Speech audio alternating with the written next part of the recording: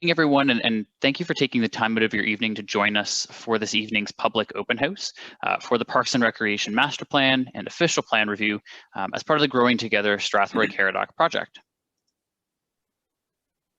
Just a few housekeeping items before we get started to help this meeting run smoothly. If you're not speaking, ask that you remain on mute until called upon. If you're experiencing any connection issues, we recommend turning off your camera. Please use the raise hand feature if you'd like to speak. We'll have an opportunity at the end of today's presentation to ask questions and just have a bit of a conversation. And at any time, if you'd like to pose a question or provide a comment, feel free to use the chat box to enter that in for the project team.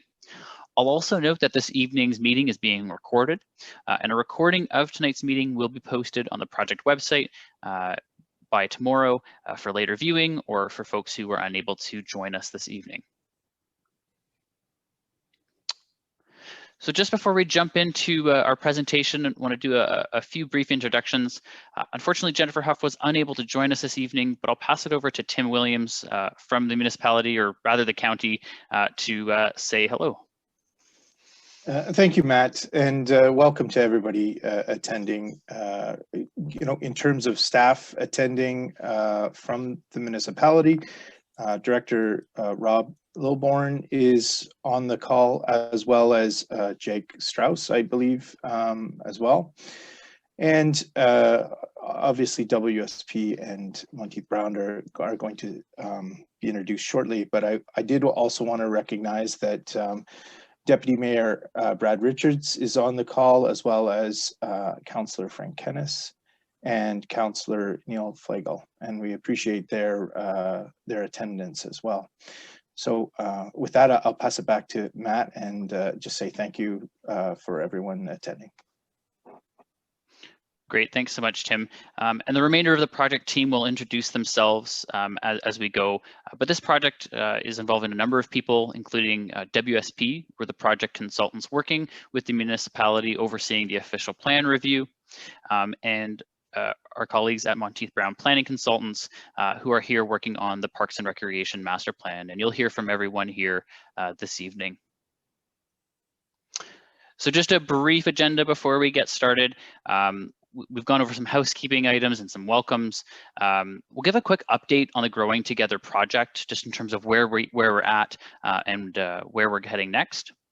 Then we're going to pass the floor over to Steve Langlois at Monteith Brown to go over the Parks and Recreation Master Plan, and he'll cover the recommendations and some big moves as we look towards drafting the master plan. Then I'll pass it over to my colleague Alejandro Cifuentes, who will go over the official plan review, which includes some considerations from our background review. We'll wrap up this evening's presentation with some just conclusions, next steps, as well as just a general question and answer period to go through it.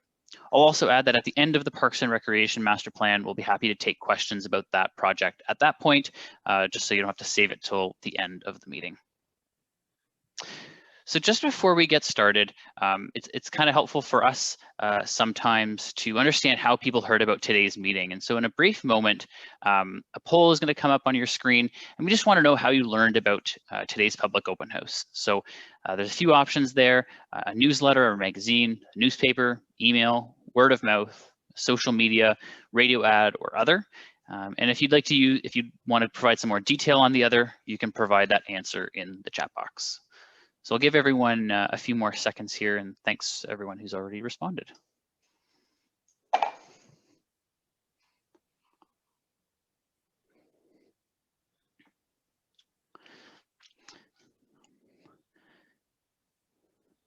All right, looks like email's pulling ahead as the primary source of information here. You may have heard some radio ads previously this week, as well as some other advertisements in a local publication. So always interested to see where people learned about the project. So thank you very much for this. Looks like it's perhaps slowed down a little bit. So I'll pause the polling here. All right, so yes, it looks like email was the one by a little bit of a margin here. So this just helps us understand where perhaps we might be focusing our efforts as we work through the project. Okay, so with that, I'm going to pass the floor over to my colleague Alejandro Cifuentes to give a brief overview of the Growing Together project. Thank you, Matt. Good evening again, everybody. Thank you for joining us tonight. It's nice to see some members of council attending as well, so thank you for your time. For those of you who don't know me, my name is Alejandro Cifuentes. I'm the project manager for the Growing Together Strathroy-Caradoc Official Plan Review project. This project began about 6 months ago, and we will continue to work together over the next 18 months to achieve the various objectives and goals that this overall project has in place. And my dog's barking in the background, I apologize. This project is important for the community because it will it will help shape the future of the community, and it will determine how the municipality is to grow over the next 25 years. This project is unique in the sense that it includes various inputs and key drivers, such as the 8 master plans and studies currently being undertaken. These master plans and studies will be covering a wide range of issues and key areas, including issues such as affordable housing needs in the community. We're looking at employment and retail matters as well. We're talking about infrastructure and transportation requirements, as well as obviously parks and recreation, as well as recreational trails. These studies are important because they all help guide and some infrastructure decisions and budgetary decisions in the community over the next 25 years. And they will also provide some technical input, and they will guide the policy requirements of the new official plan. Next slide, please. Thanks, Matt. In terms of where we're at in the project right now, we have been covering a lot of ground on all fronts. The official plan review process, for example, continues to advance. We have completed a background review, which has shed some light on the preliminary considerations for updating the official plan. We'll get into what these considerations are in more detail later in the presentation. I also think that it's important to provide everybody with a brief status update on all the other components of this project. We are expecting a few recommendations, a few maps, a few studies, or at least in a draft form, to be coming out later this summer and early this fall. Things such as the fire station location study, for example, it's some recommendations are expecting shortly on that. There is a regional commercial system study and an employment land study, which is, which I understand that an assessment and some background work has been completed as well. We're expecting some results from that assessment within the next couple of months. Also, an attainable housing study is being led, which I understand that a draft report will be made available in some capacity over the summer as well. I won't get into the parks and recreational piece because I know our colleague Steve from Untitled Chapter will be speaking to that. And for those of you who were able to join us last week, we just had an open house in regards to some preliminary findings and recommendations about the recreational trails master plan as well as the transportation master plan. So, a lot of work happening right now. These components will obviously feed into the official plan review, as well as the municipal comprehensive review process, which is to begin in 2022. And that in a nutshell is where we're at currently. The feedback and tonight's participation and your opinion, it's essential to the success of this project, to the success of these studies. And I think that whatever feedback we can collect will be greatly appreciated tonight. I believe that the next slides will be regarding the Parks and Recreation Master Plan, so I'll pass it to Steve. Thank you. Thank you so much, Alejandro. I appreciate everyone's time as well today. I'm going to jump right in if that's okay. Matt, if you could just advance, thank you. I'm going to jump in. We can always go back to any of these slides if there's any questions that we have as we go through the process. And I also am going to point out that you'll find a lot of this material, certainly a lot of the preliminary material around research and consultation. If you want to do a deeper dive into this, there is a research and consultation report in draft that is up on the Growing Together project website. So you can always refer you to there as well if you're looking for some nice bedtime reading. But a little bit about one of these 8 master plans, Parks and Recreation. The master plan itself looks at current and future needs and priorities for 4 key areas: parkland, recreation facilities, programs and activities, which are those things that really go on in those spaces and make them active and useful for us. And then operations, maintenance, and policy development. So some of that's behind the scenes, but very important to operating a modern and efficient Parks and Recreation department that's responsive to community needs. The plan itself will look at local needs through an evidence-based framework. So we're not just pulling these things out of a hat. We look very closely at these 5 areas, which is public and stakeholder input, such as tonight, which is why these events are so important. Demographics and community growth. We plan for people, so that's important as well. Any participation trends, what folks like to do is much today is a bit different from what they like to do 10 or 20 years ago even. So we need to stay on top of that. Of course, asset inventories, distribution, what facilities and parks are where, and other supporting documents. So I mentioned that first one. If you go to the next slide, Matt, we looked at public and stakeholder consultation. There's been many touch points through this process. There will be additional ones as we go through as well. So we've been pleased with the level of public engagement as we've gone through. I see some familiar faces from our visioning workshop that was held earlier this year, and there was a survey relative to that. We sent out opportunities for all sorts of service clubs, sports organizations, and local agencies to provide input. We heard back from about 20 of them specifically. There was the website tool and an online survey that we had specific to this master plan, and I'll present on some of those in a moment.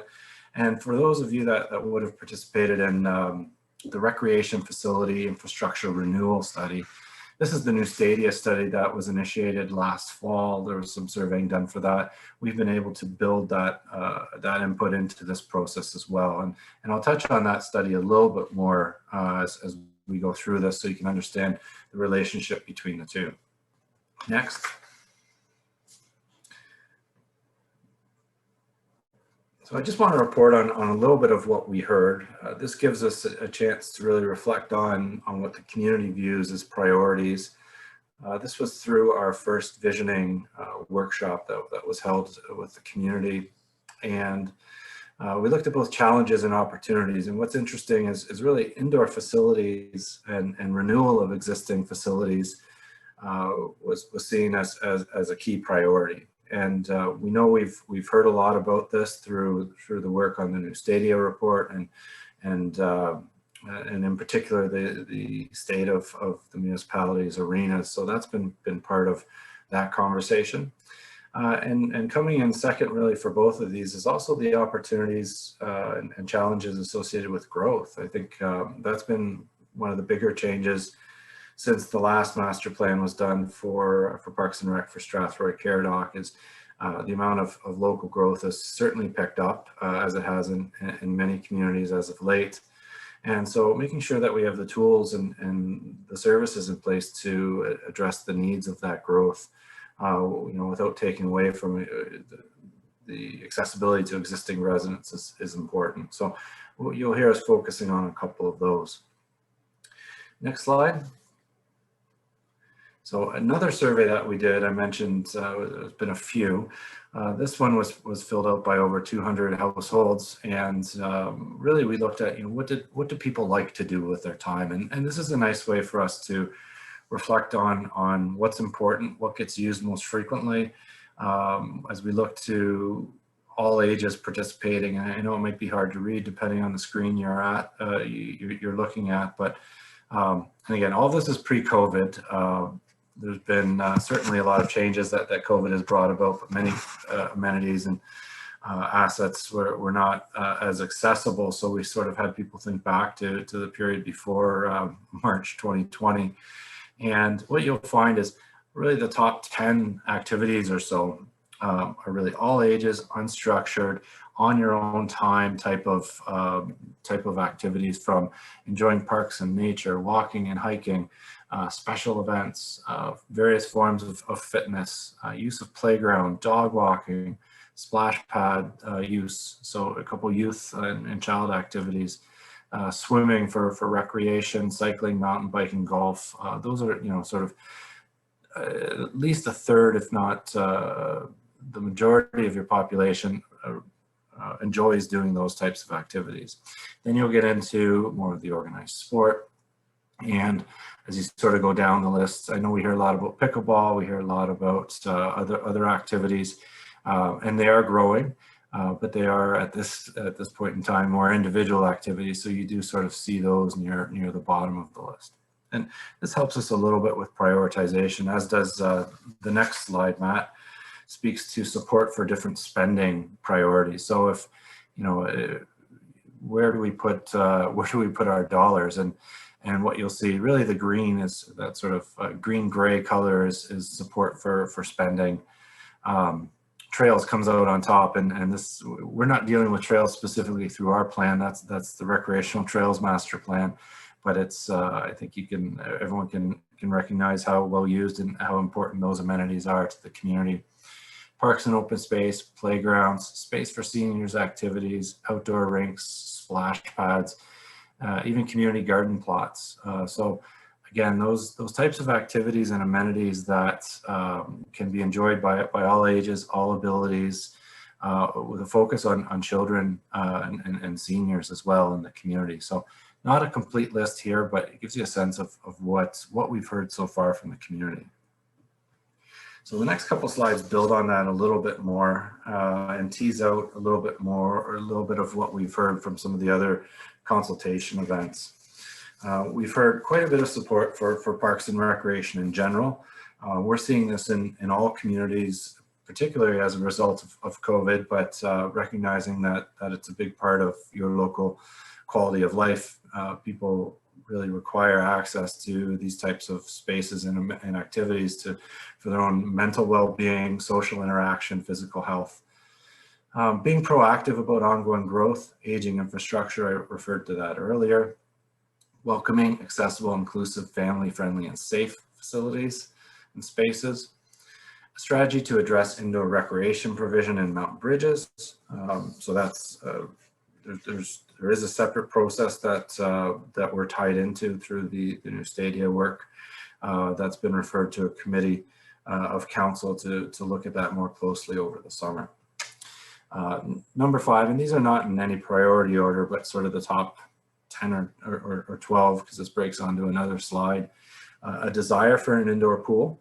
And these amenities tend to be provided by, the larger communities are more likely to have indoor pools because they can spread those high costs across a larger tax base, for example. But I know that's been something that communities looked at in the past, and there continue to be requests. Resolving gaps in playground provision, particularly in north and southeast Strathroy, and providing additional park amenities for unstructured play, sports courts, outdoor rinks, skateboard parks. More municipally directed recreation programs using the spaces that you have and potentially future facilities. And then improvements to existing facilities and parks. So it's not just about new, but it's also about leveraging what you have, including washrooms and lights to ball diamonds. And then in terms of concerns, in particular, we heard 3 key things, and these are more topical and have been in the news in the last year. The potential loss of parkland. That is something that council had looked at earlier in the year in response to an affordable housing opportunity that they were trying to, an attainable housing initiative that they were trying to bring locally. That's largely off the table from what I understand. So there's no loss of Salisbury Park or elements thereof, or Cenotaph Park. That's not something that's currently being contemplated by council. Strathroy Senior Center, talk about aging infrastructure. It had some asset management concerns, challenges related to it. It has been closed with potential, hopefully, to move that programming and room rental into other spaces within the community once we get more fully open.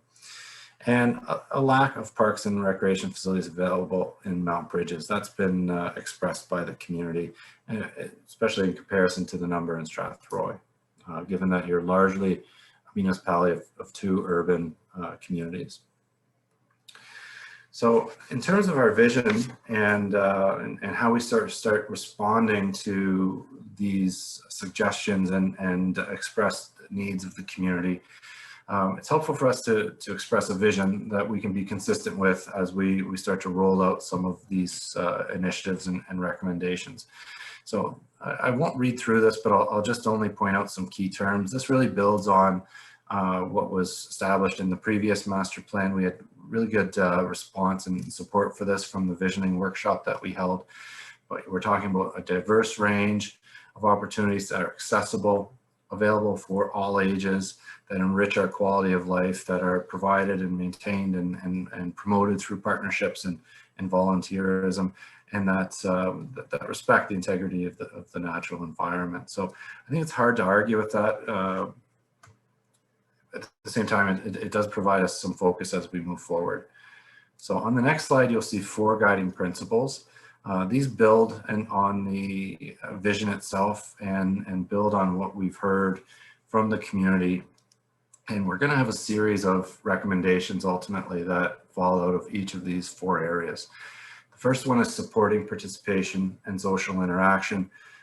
We can't just build facilities. We need to make sure that they're used. We need to make sure that they're used properly and that they're affordable to the community and they meet that broad range of uses. So, this is things like programming, access policies, affordability. Building capacity and relationships is the second one. And I'll unpack each of these in a little bit more detail in a moment. It's the second goal, or guiding principle, really talks about collaborating with the community. In many ways, you're still a small community. The volunteer effort is strong. We need to continue to nurture that and make sure that everyone's rowing in the same direction. So there's opportunities that need to be looked at there. Thirdly is activating our parks. Again, this is through the COVID lens. We've seen greatly enhanced usage of parks for a variety of activities. Certainly, rental use of sports fields has declined, but beyond that, that's starting to come back, I guess. Just want to make sure that we have that high quality park system that offers a diverse range of experiences. And then the fourth one is renewing and diversifying our facilities, responding to demonstrated community needs by planning ahead and investing strategically. The next 2 slides, I don't need to spend a lot of time on this, but just gives you a flavor of what you might find in the Recreation and Parks Research and Consultation Report. We look at distribution, what's available where. We've undertaken our tours and visits to facilities to assess their capacity and condition. So there's your mapping and a few images from Strathroy. The next slide, we'll look at Mount Brydges. The scales on those maps are quite different. I would note that Mount Brydges being the smaller of the 2 communities. So next slide, we'll talk about some key observations that really come out of those trends analysis that we did and the demographic analysis. We've seen the community is growing, interests and needs are becoming more diverse. So we know that the master plan needs to have tools that can ensure that the municipality, that growth contributes an appropriate share to parks and facilities. We want to be able to capitalize on that. And we have residents coming in with some coming from larger urban centers that may have different expectations for service. So if there's a way to deal with that, the plan will provide some support there.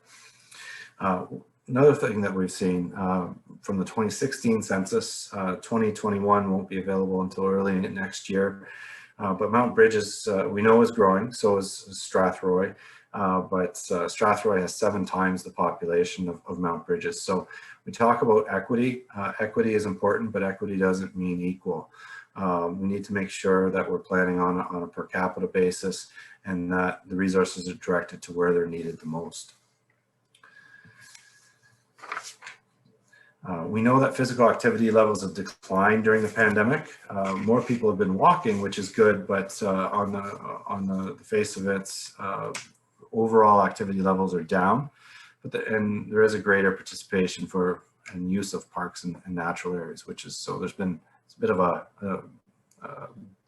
double-edged sword on there. But going forward, residents have expressed interest in outdoor amenities, local opportunities, and activities that can be done individually or in small groups.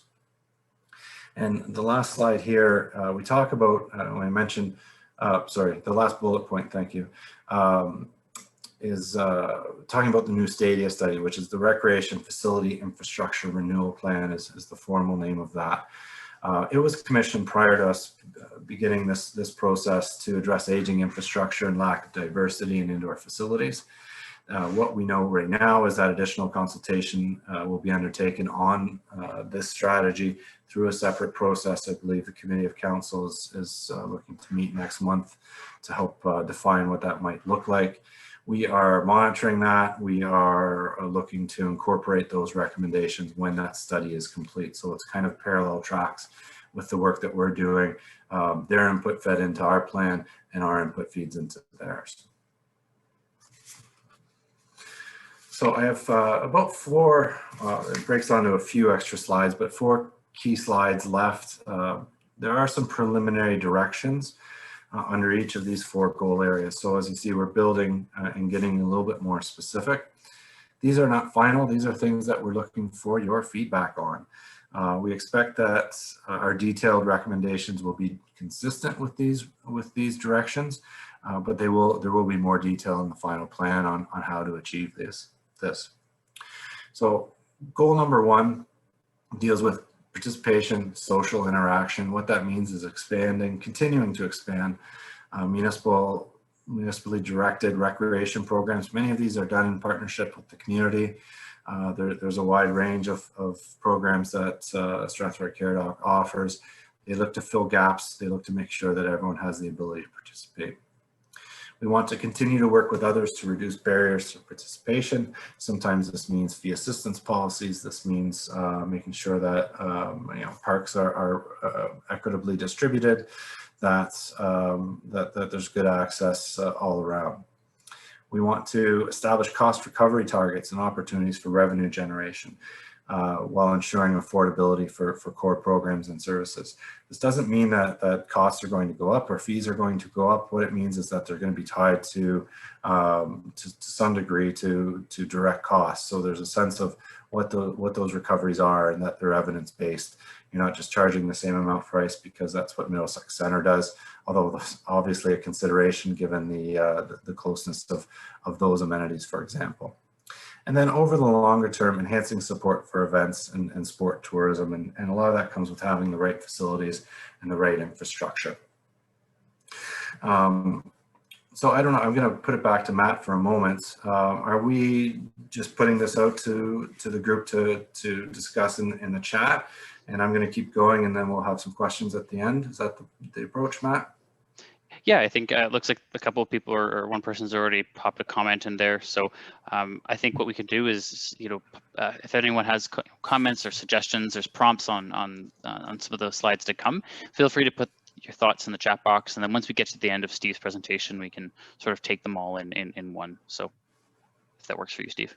Super. Yeah, thanks for clarifying. So, we're looking for any input on, what programs or activities might be missing. Other ways to make sure that we support all populations, those that might be marginalized, vulnerable, or underserved. So I see a comment, around seniors and seniors, perhaps senior housing. We'll respond to those once I get through a couple more slides here. Goal number 2 deals with building capacity and relationships. So this is really talking about partnerships and making sure that the municipality itself has the ability to meet those levels of service that are expected of it. First one, we talk about having a strength-based service delivery approach, which means if the municipality is the right provider, then and they have the resources to provide it, they'll fill those gaps. But if the community has those skills and those abilities and those resources, then they absolutely should. The core here is making sure that service delivery to the resident is top-notch and consistent and accessible. Ensuring that staffing levels keep pace with growth and demand.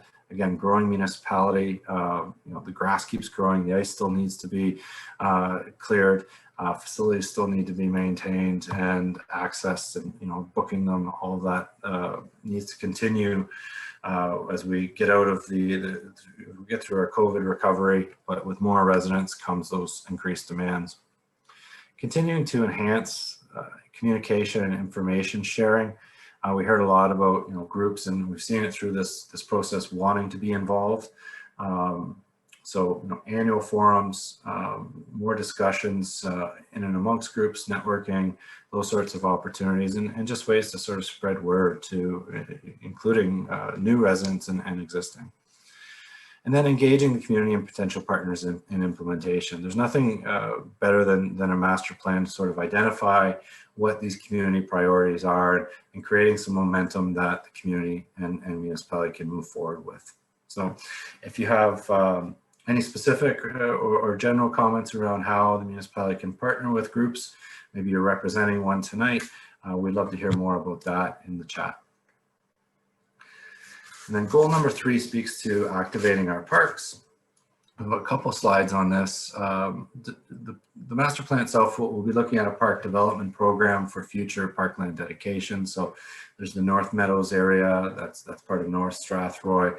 That will be coming online over the next number of years. That's just one example of several other new subdivisions that will have parks in them. We want to consider environmentally appropriate practices and mitigation initiatives. We want to update parkland policies. A lot of those are resident within the official plan, so a very good time to be doing that. And then enhancing wayfinding and signage. And that's something that we'll hear a lot about when it comes to trails. Where are the trails? How can we get to them when there's gaps in trails? How can we bridge that gap and getting our way around the municipality. Next slide, a couple more on activating our parks. Expanding the provision of park amenities for unstructured play and all season activity.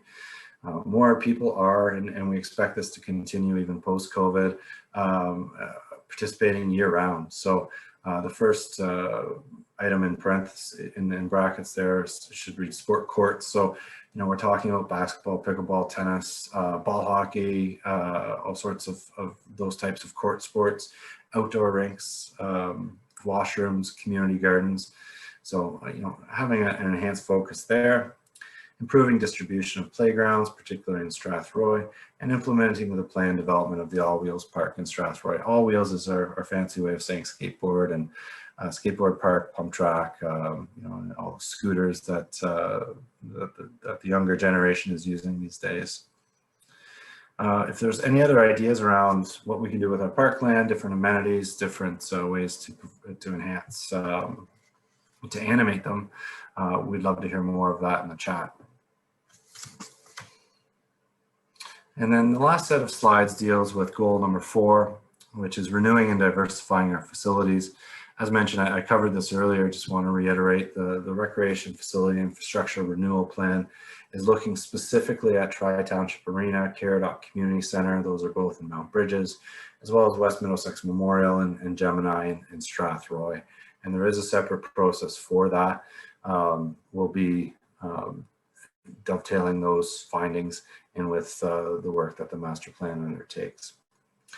Partly because of the closure of the senior center, but also because of the changing needs and other demographic influences, there is a need for additional seniors programming, senior space, seniors activities that we want to be able to address, and we're hopeful that the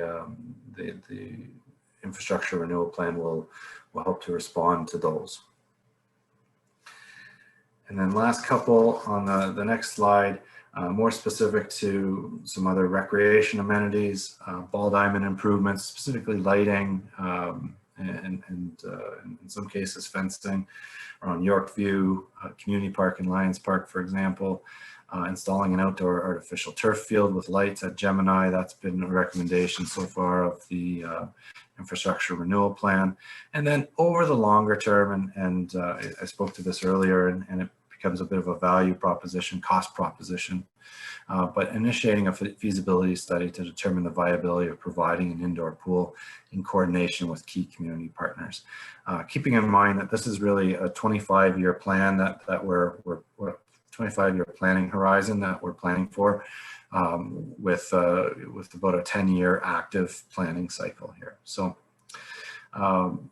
just in wrapping up, I appreciate everyone's time. If we need to come back to any of these slides, we absolutely can, but would love to hear more about your thoughts, and I'll pass it back to Matt, and I'll catch up on the discussion in the chat. Okay, great. Thanks, Steve. And I just need to turn on a light here. It's got a little bit darker since I was last chatting.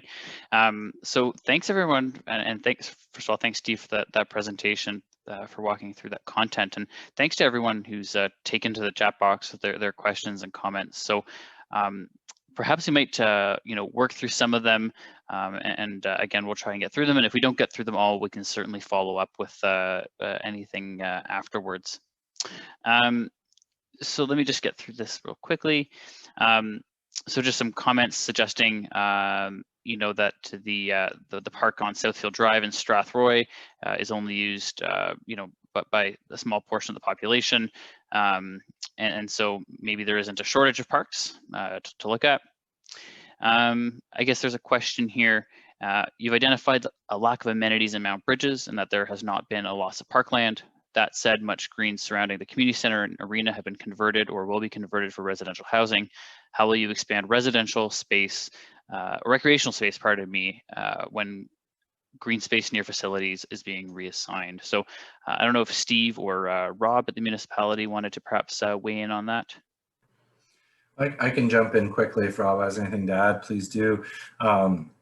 Certainly through new development, there's mechanisms through the planning approvals process to ensure that new development provides a certain minimum threshold of parkland. So we want to continue to ensure that the municipality is getting the parkland that it needs from growth.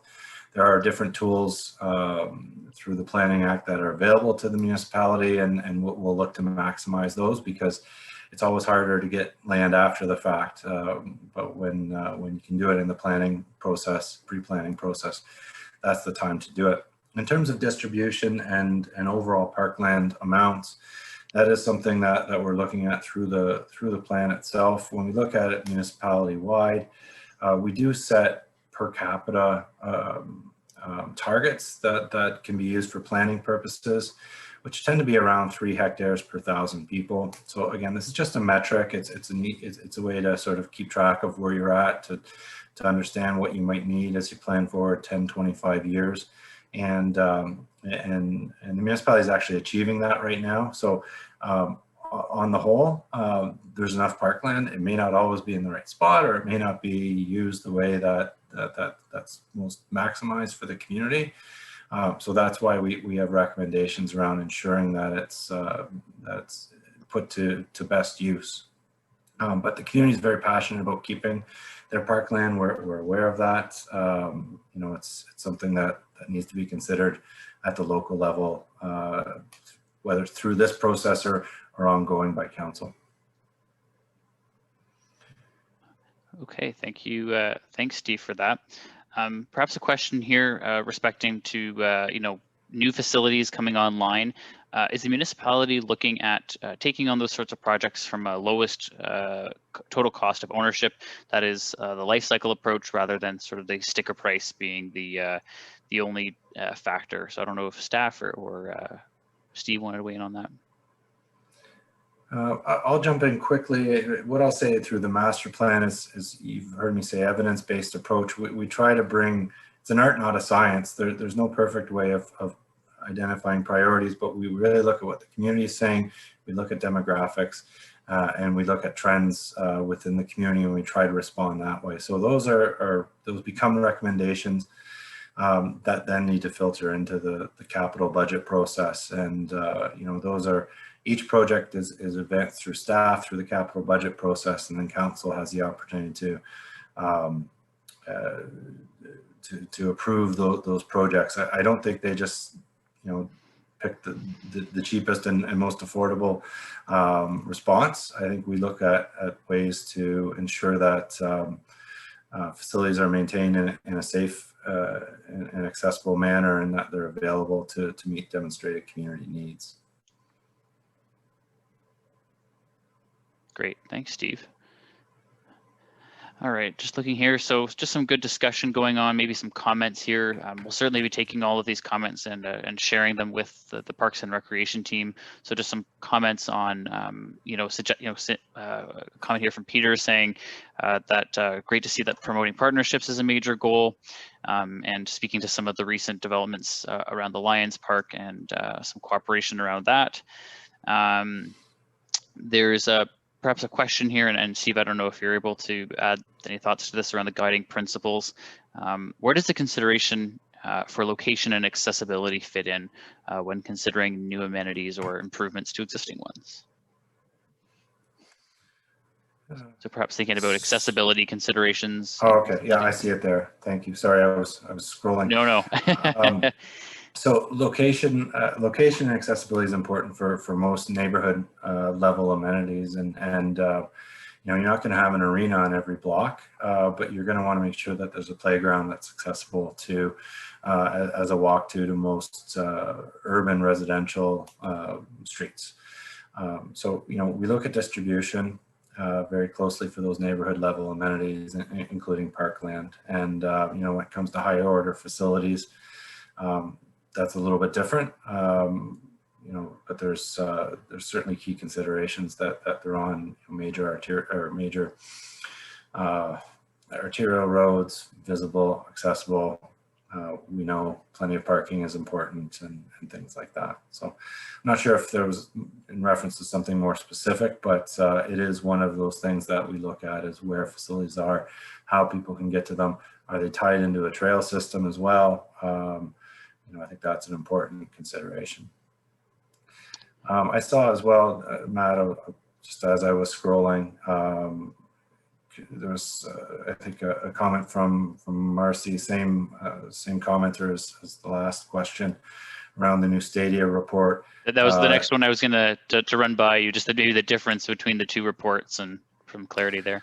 Yeah, so the new Stadia report did look at condition assessments. That was a key part of the research that was compiled as part of that process. It did advance a strategy for facility redevelopment and development. And my understanding is that council struck a committee to further explore those alternatives and solutions that we will then capture within the master plan. So I don't know, Rob, this might be a chance if you had anything further that you can offer on that study and the process that council has charted out for that. So thanks, Steve. The infrastructure renewal strategy was actually initiated prior to the start of the master plan. So when we originally initiated that process, the master plan was an idea, but it hadn't been approved yet. So we didn't want to wait any longer to actually initiate something to get the ball rolling. So we chose to initiate that infrastructure renewal strategy plan and move it forward while we waited to see if we were actually going to conduct Parks and Recreation Master Plan, because our current Parks and Recreation Master Plan is only 6 years old. And those typically those documents can go 10 to 15 years before you update them. But with the recent influx of residents and the growth that we've seen, we felt it important that we move ahead with a updated master plan.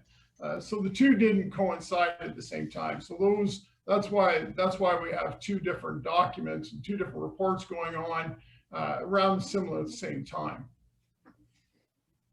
Thanks, Rob. Okay, so yeah, I think that might bring us. There's obviously some comments in here, and as I said, we'll certainly share all these comments. I'll Okay, jump in. yeah. So I saw a comment here. It might have been from Melanie. I don't know if it was the first comment around senior center, senior space. Yeah. This is, we've identified this as a gap. The new Stadia study. So, and not to keep pushing these to the new Stadia study, but I do want to respect the input that's been and the mandate of that study and the decision process that's been put in place by council. So. It spoke to expanding Gemini sports complex with gymnasium and dryland activity space that could be used by multiple ages. And what you do find, we're trying to promote senior centers within our senior space within these multi-use recreation centers. It's exactly the case of what's happening in Dorchester. So that was the recommendation of that process. We just need the strategy to tie together to get that advanced. So that is that is the response on that one. And I think Melanie had some comments around arenas and Mount Brydges. We've talked. That's an item that's being addressed through the new Stadia work. And I can't respond to her question about CMHC funding for Lions Park. I was under the understanding that that was not going ahead, but others at the municipality might be closer to that than I am. Rob or Tim, perhaps? Which question was that around? The status of building attainable housing in Lions Park. On the entranceway into Tri-Township Arena, I'm assuming is what they're referring to. Oh, okay, perhaps. So council hasn't, they advanced that to his best for Tim to answer, but I know that it was on a council agenda and it's moved forward to another council meeting. I'm not exactly sure where it stands. So Tim might be able to provide clarity on that. Sure. And what I can say is that the rezoning for potentially like an affordable housing project is on the books for the front portion of the Tri-Township Arena, but not the Lions Park or the other site that you were talking about, Salisbury in Strathroy. So that is still an application and will be considered at the next council meeting in August. Thanks, Tim. There's a question here, Steve, for you from Councillor Flegel, suggesting that past the consultants have promoted destination parks with more diverse and fulsome equipment and activities available versus smaller neighborhood parkettes. Where are we in this plan? And just in terms of proximity, around 800 meters, and maybe some philosophy on that? Yeah, and Councillor Flegel's recollection is quite good, and we will continue to promote that strategy here. You don't want cookie cutter neighborhood parks. You want to be able to provide an appropriate range of amenities that activates the imagination and gets people out to participate. And we usually look within 500 or 800 meters. I think 800 is probably more realistic, and in some communities, but 5 to 8, we'll clarify that moving forward. And again, that diverse and diverse range of activities and amenities is absolutely critical. The municipality has done great in providing many new and unique playground experiences within their as they replace playgrounds. You have the sensory park and Strathroy as well. So there's a lot of cool things that you can do within parks, and it's translating into higher use, we think. Great. Thanks, Steve. There's a question here actually about the, and we'll get through, or we're slowly working through these questions. A question here about the official plan update and the scoped Strathroy boundary review. And Alejandro, I think I can answer it, but you might want to weigh in here just around the timing of the 3 lands that were being looked at through that scope review, and perhaps the timing on that, and when some more information will be available for that. Yep, thanks for that question. It's actually very good and very timely.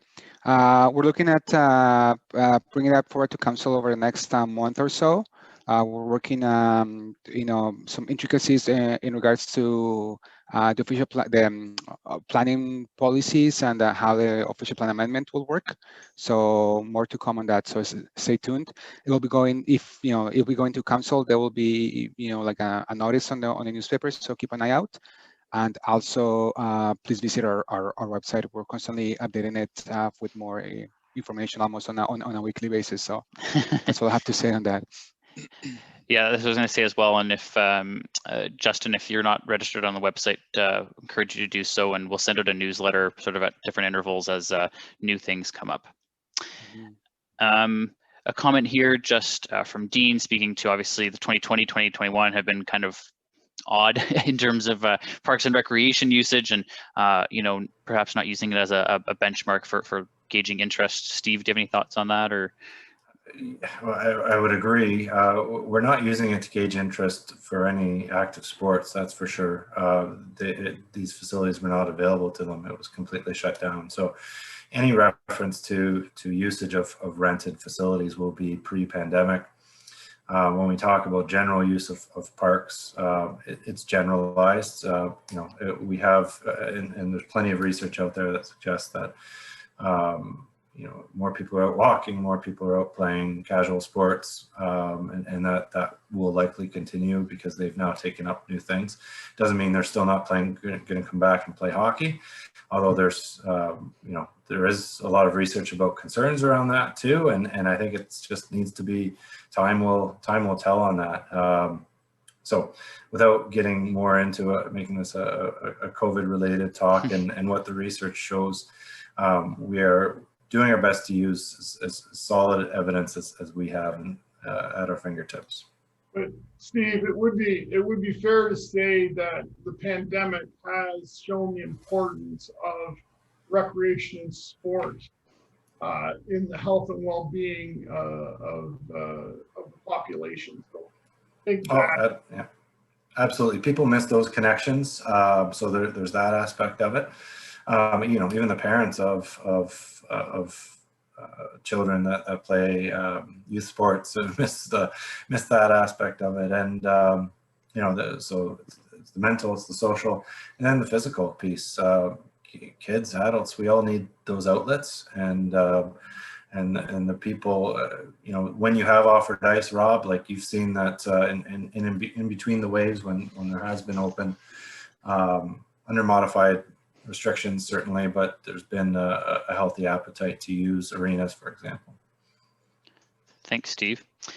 Just in the interest of time, we are going to move on to the next piece of our presentation, and anytime at the end, we'll certainly come back to questions.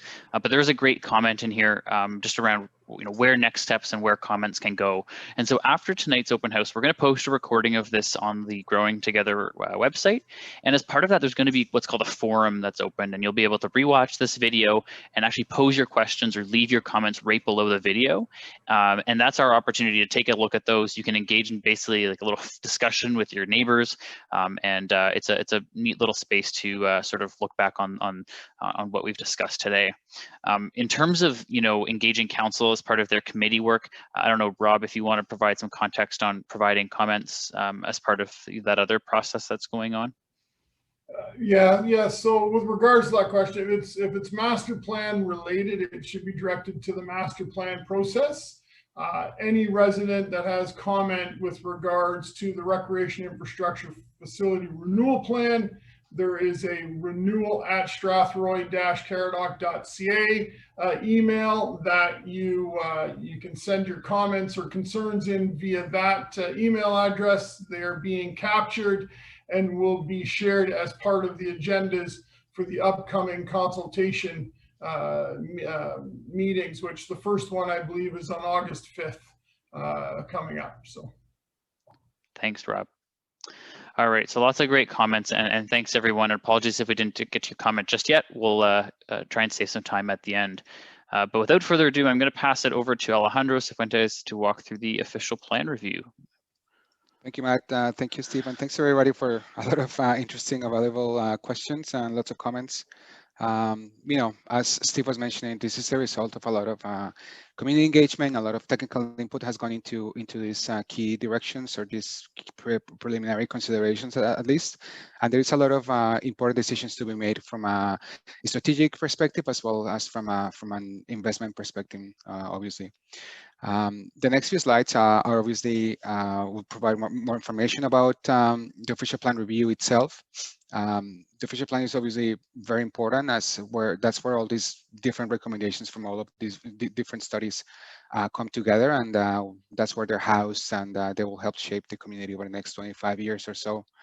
The official plan also will help to establish the goals and the objectives and policies to manage and direct physical change, as well as to manage all these, you know, social, economic, and natural environmental considerations. Next slide, please. The official plan review is it's taking place as the current official plan is a bit dated. It's 15 years old, and these documents are meant to be updated every 5 or 10 years, depending on the level of review you're doing. The municipality has changed a lot since and has evolved a lot since the last official plan was updated in 2006. So this needs to be reflected in municipal policy documents. Also, this work is being done to conform to provincial as well as to county land use planning legislation. There's been a lot of updates and a lot of changes that have taken place in regards to the Planning Act as well as the provincial policy statement and the county official plan, and these changes need to be reflected in a new official plan. Go ahead, Matt. I think we have a vision. You know, we wanted to conduct a quick poll related to community visioning before we jump into the actual official plan review slide. So, Matt, is that the idea here, or do you want me to continue and provide some context about these questions? Yeah, I can perhaps pick it up on this slide and then pass it back to you to keep going. And so, if you recall back in the spring, or early spring, I should say, we did some visioning exercises for all the master plans, including the Parks and Recreation Master Plan. But we now want to have a little bit of a conversation around the official plan and maybe that sort of the broader vision for Strathroy-Caradoc. And so if you've had a chance to take a look at the official plan, it builds on 11 goals and objectives that are set out in section 1.3. And so if you turn to that page of the official plan, there's a number of goals and objectives that really sort of set the stage for the official plan. And through this process, there's an opportunity to review those goals and objectives to reflect the community's vision for the future. And so without giving, it would be a lot of text on a slide to go through all 11 of them. But just using the chat box and, just a very informal activity here, when thinking about the future of growth and development, specifically in Strathroy-Caradoc, so where things are getting built, how the community is growing and changing, what are the top 3 words that come to mind? And we'll take some of this feedback as we look to update that section, and there'll be certainly opportunity to look at those changes if any are made before they go ahead. But using the chat box, if there's 3 words or even just 1 word that comes to mind around the future of growth and development, feel free to pop that in the chat box now, and we'd appreciate your input on that. So give everyone maybe a minute here to put some thought to that. All right, some good answers coming in right now. Location, location, location. All right, that's 3 words. Welcoming more diversity, high quality architecture, some great thoughts there. I think one thing, we've learned a lot over the past few months around, where Strathroy-Caradoc's located within, within the Ontario context and the Middlesex context, and certainly lots of growth happening in the community. Let's give everyone maybe a minute here to pop any more thoughts that they might have.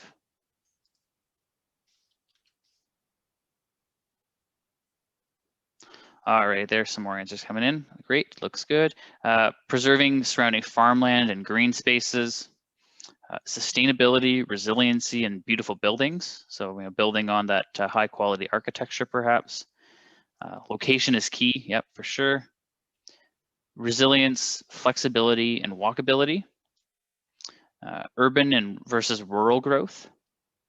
I think back to the walkability piece, it's really exciting actually hearing from the community about the support for sidewalks and cycling infrastructure and other active ways to get around. I think it's really great to see, and I think there's a great opportunity for that. Respect for the environment, maintaining history where possible, certainly something that an official plan can support, maintaining those heritage elements and other cultural pieces of the community. All right, we'll give everyone a minute here, and you can certainly keep typing in as we go if anything comes to mind as Alejandro goes through the presentation, but thanks everyone so far. Thanks, Matt. I think some of these topics I'll be touching briefly upon them because they've come up as part of our background report and our background review, which basically involved conducting a background review and of all relevant documentation, as well as identifying perhaps some gaps that are currently within the current official plan. A background report is usually identifies and reviews those key policy drivers, those inputs that need to be considered as we update the official plan, as well as other housekeeping or technical items. We will call them the nuts and bolts here. This background review represents a first step to developing a framework to update an official plan. And since this exercise is usually very broad and takes into consideration so many inputs and so many areas and so many things, we have taken an approach to consolidate them into key theme areas.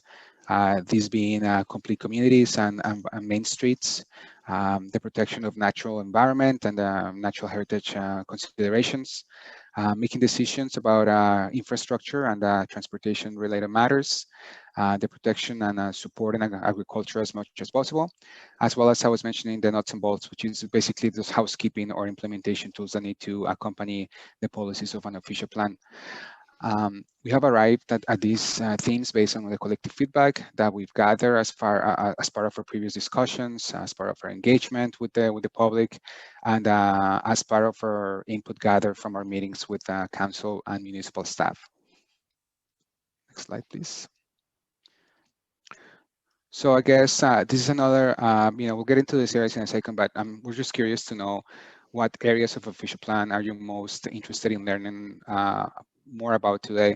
I think that will influence somehow in where I decide to spend more time on any of these areas. So there is going to be a pop-up box that I just saw come up on the screen. So please pick the areas and yeah, we'll go over the results briefly.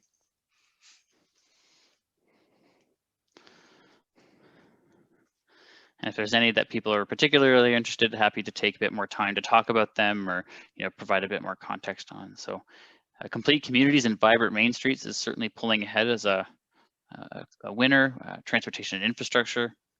And certainly all of these topics aren't looked at in isolation. And so when we're actually looking at the official plan, well, we've broken it down into different themes just to help kind of make sense of things and organize our thoughts.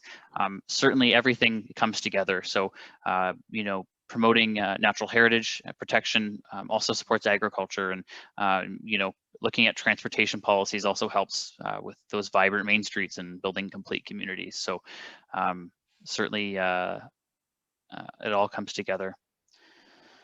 A great comment here in the chat box, just quickly while we wait for the poll to close, that we're interested in hearing where the municipality is going in terms of urban design policy. I think that's a great comment, and I think kind of straddles a few of the categories here, being the complete communities and vibrant main streets, as well as the implementation tools section. So I think certainly something we'll look at. All right, so in the interest of time, I'll close the polling here. All right, so yeah, certainly lots of interest in complete communities and vibrant main streets, but we'll certainly go through everything, and this just helps us understand where the community's minds are at. So Alejandro, back to you. Thank you. No, it's a good segue because we're about to talk about complete communities. And complete communities are basically places where homes, jobs, schools, community services, certainly parks and recreation facilities are easily accessible to everybody, no matter your age or no matter your physical abilities. Complete communities help support the quality of life and human health, which is obviously very important, as we have just heard, and we just recently talked about it. Some of the considerations from official plan perspective include the introduction of a framework for additional residential units, sometimes referred to as second units, not only to be in line with the Planning Act, but also to offer people of all socioeconomic backgrounds an opportunity to have a roof over their heads. That's certainly one of the biggest issues that we're facing in Canada and in Ontario right now, and certainly Strathroy-Caradoc is being impacted by that issue as well. Another consideration is establishment of policies to support those range of housing options and to guide residential intensification and infill. A lot of push has come, there's a big movement towards more compact housing types. A lot of young families are looking to move into townhouses or those mid-rise apartments, and those are certainly more affordable housing options for some people, especially those looking to get into the housing market.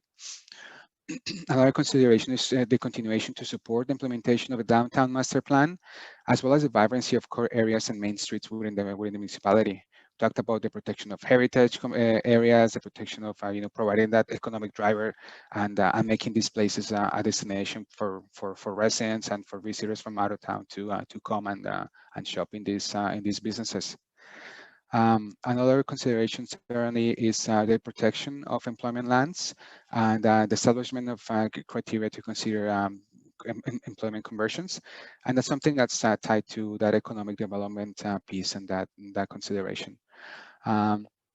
These recommendations obviously aim to build, that complete community. That sort of like that's the goal of this official plan. And we want communities that are compact, that are walkable, and that make effective use of infrastructure and investments while protecting and caring for those agricultural and those natural areas that residents of Strathroy-Caradoc are so proud of. Next slide, please. Thank you. The natural heritage system within the municipality is made of vast natural features and areas such as wetlands, woodlands, valleylands, lakes, and watercourses. When it comes to the protection and the enhancements of these natural areas, so we need to consider things such as water protection policies, for example, to identify water resource systems and maintaining those linkages to ensure that protection of the quantity and the quality of water.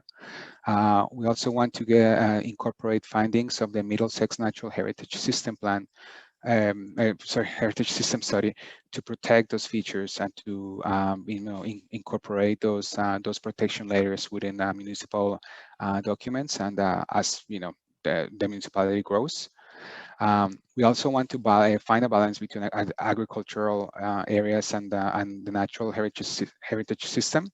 And also, we want to incorporate and help support the climate change mitigation and adaptation as we move towards net zero communities in the long term. And I noticed through the comments that words such as resiliency, sustainability, climate change adaptation keep on coming up. So that's certainly something that we'll be looking to update and to modernize from a planning policy perspective as part of this exercise. Next slide, please. Thank you. The official plan review also offers an opportunity for the municipality to plan for expected growth and to plan for those investment opportunities while promoting the economic development for the municipality. Some considerations include planning for transportation infrastructure to accommodate growth, Obviously, with more growth, there'll be more demand on the transportation system, not only from a road perspective, but also from an active transportation perspective. Things such as walking, or modes of transportation such as walking, rolling, and biking will become even more important, not only in urban areas, but also in rural areas, and in between those urban and rural divides. Also, we need to start supporting development that is connected to municipal water and sewage systems. That's certainly something that's very important. We want to continue to encourage sustainable stormwater management and low-impact development practices. Runoff water is it's a major issue for municipalities. It is costly, and we need to encourage development and systems that help to alleviate those concerns from a stormwater management perspective. We also want to incorporate policy considerations related to broadband and mobility technologies. I think this issue has been an ongoing issue for rural Ontario, I think, and I think this is become more predominant or more apparent due to the COVID-19 pandemic, as people have been sort of forced to work from home and to stay more indoors. So we'll do our best to incorporate some policy considerations to help the municipality move towards better technologies from a communications perspective. Next slide, please. The municipality obviously also features important and productive farmland that cannot be duplicated elsewhere and that need to be protected. These considerations, or some policy considerations, would include the review of policies for new farm lot creation, as well as surplus farm dwellings in the primary agricultural areas. We want to support on-farm diversified uses that are secondary to a principal farm use, things such as agritourism, farm market stands, and those types of activities. We'll also be reviewing policies for agricultural related industrial and commercial uses, and we'll be reviewing policies for farm help dwellings, both from a seasonal and a permanent tenure. I believe that growth and intensification within the municipalities, as growth and intensification start to happen within the municipality settlement areas, in particular the community of Strathroy, for example, it'll be critical in the to protect and to enhance that natural environment and those farmlands that the municipality offers. Somebody mentioned location. So that's something that needs to be protected as part of this official plan review process. And last but not least, if we can move on to the next one, is the nuts and bolts. This is sort of like the general technical, updates that will need to take place as part of this official plan review. They include the incorporation and the application of major provincial planning policy tools that need to be considered when preparing a new official plan. These updates will improve the overall readability, the clarity of official plan. You'll modernize definitions and terminology. You'll help to update pre-consultation and community engagement requirements. You'll help to expand development approvals and supporting study requirements as part of those development application and that development application process. And these nuts and bolts considerations will be critical in ensuring the new official plan is easy to understand, it is accessible to all members of the community, and essentially the idea will be to have an official plan that anybody can pick up at any point and they understand, where the municipality is going over the next 25 years or so. I believe that's the last slide that I had, Matt. There is some periods for questions and answers. I've noticed a few comments that have come through the chat function as well. So perhaps we can start a discussion about how some of these comments or questions. Yeah, great. Thanks, Alejandro, and lots of great comments coming in here. And so we touched on the urban design piece. A question here from Melanie about including Indigenous communities in planning. I can add that the municipalities working to foster those relationships and to consider how the official plan can address continuing to foster that relationship and going forward, both in planning and in other municipal initiatives as as we go forward. There's certainly some policies we need to implement from a provincial level, from the provincial policy statement, and so we'll certainly be looking at that piece of the puzzle. We're emergency management planning as part of this project. We're looking at a fire station location study, and there's a separate process for a fire master plan to make sure that the municipality is well resourced for emergencies, and perhaps notification for severe climate occurrences outside of the scope of an official plan, but certainly something that taking into the account that those occurrences are happening more frequently is something we can look at. Too bad we don't have the infrastructure team here today. So a question just about, potential challenges or limits posed by the current municipal water, sewer, stormwater systems, and I guess how that can help accommodate some of the residential intensification. Alejandro, do you have any preliminary thoughts on that from the infrastructure team? Or I think Tim or Jen might be here now. Yep, certainly. As part of this, official plan review process, we're undertaking a servicing capacity and constraint study. They'll be looking exactly at, what those challenges, what those limitations are from a, water, stormwater, and sewage perspective. That will certainly help the municipality determine where growth should be happening and where growth should be sort of like geared or, guided towards. So that's something that will be they're considering as part of this process. And as I mentioned earlier in the, earlier in my presentation, we're expecting some recommendations to come out of that plan in the fall of this year. So stay tuned for some of that discussion and some of those recommendations. Thanks, Alejandro. And the next question here is sort of, or speaking about light pollution from greenhouses and how that can be addressed, and how they perhaps light up the night sky when perhaps not separated from residential areas.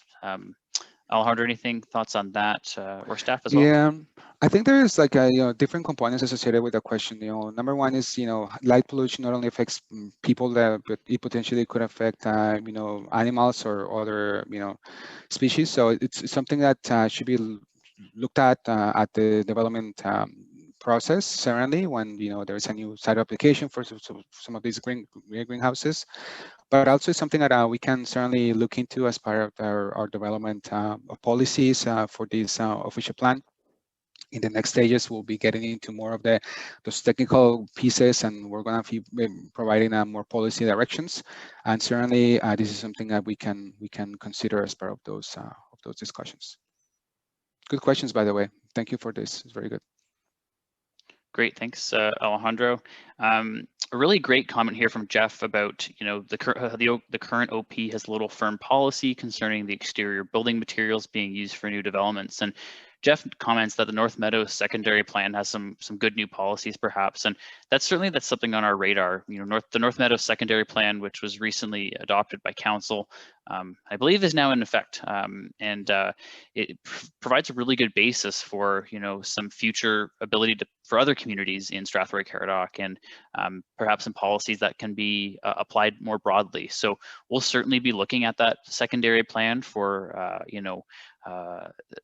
ways that we can consider how those policies can be brought into the official plan to apply more broadly, but also looking beyond that. I know that this municipality has urban design guidelines for downtown. I don't know if Jen or Tim, has there been any thought to municipal wide design guidelines or anything perhaps beyond that, out of curiosity? Hi, Matt, thanks. Certainly we have been considering it. And part of the downtown master plan, did spark that conversation about, yes, it's great to have them in the downtown area, but is this something that we could apply to other areas in the municipality? So yes, we're interested, certainly considering it and pursuing it in the future. Great. I think like as Matt, you mentioned, the need to maybe beef up some of the policies in the official plan to address or to maybe, to address this, this apparent lack of, urban design policies. I think that, excellence in urban design is very important, and it's something that we should be striving for as a community, and something that I think we'll be looking at more closely as part of this process for sure. Great. Peter perhaps provided a response to some of the questions that are on the screen. And so if anyone else has responses or any thoughts, these are just prompts, maybe to get the juices flowing a little bit. So, what are some trends that are happening in Strathroy-Caradoc or perhaps elsewhere that the project team should consider? How can the municipality make its main streets and downtown more livable and attractive? Are there other impacts of COVID-19 that should be considered in the official plan? And sort of more generally, do you agree with where and how the municipality is growing, and perhaps what would you change? And so Peter's response to perhaps the COVID question is that we've certainly seen how densely populated areas are more at risk to deal successfully with a pandemic, and certainly lots of research and lots of findings coming out about that around crowding and maybe to the parks and recreation space, making sure that there's ample parks and recreation for people to get outside and be a part. Maybe that means having smaller grocery stores closer to home for people to be able to walk to or not have to leave a region for. So certainly lots of interesting research coming out of the pandemic in terms of what we've learned. Any other questions? Feel free to use the chat box or raise your hand, and happy to have a little bit of a discussion. Otherwise, we can move on to maybe some next steps. Oh, here's a good question. Just comment here being the Paris Climate Agreement calls for an increased share of new developments to be deconstructible by 2050 as opposed to demolition. Will the OP consider policies that incentivize new buildings that can be constructed with an eye to recycling once they've reached the end of their lifespan? An interesting consideration. Alejandro, any thoughts on that? I'm not a climate change expert by any means, but I think that's a great idea. And certainly as part of, other projects, we see a lot of emphasis on those, the increasing demand for recyclable materials, for, providing materials that are more long lasting. I know some materials right now too, or technologies have been advancing to recycle some of the, more materials that we're using currently in buildings. So it's something that we can certainly at least explore from a policy perspective and see how we can implement that as part of this official plan. So thank you for pointing that out. It's very good. Awesome. Well, just looking at the clock, I may move on to just some next steps and to wrap up the presentation, but we can certainly take maybe a couple questions once we get through that. So just in terms of what's next in the project, so feedback, which we've received a lot of today, which is absolutely fantastic. We really appreciate all of the comments and questions. All of this feedback will be used to prepare the draft Parks and Recreation Master Plan, as well as the official plan review policy directions report. So that's really the next step in the process to really say, this is how the official plan is or should change. And so Alejandro spoke about the background review report. That's sort of us inventorying what's out there, seeing maybe where those gaps are, and then we're going to make some recommendations. And so that comes in the next report. The draft Parks and Recreation Master Plan, that'll bring all of this work together that Steve and his team are working on. And certainly that'll be a good document. I'm sure lots of people will be interested in reviewing once it's available.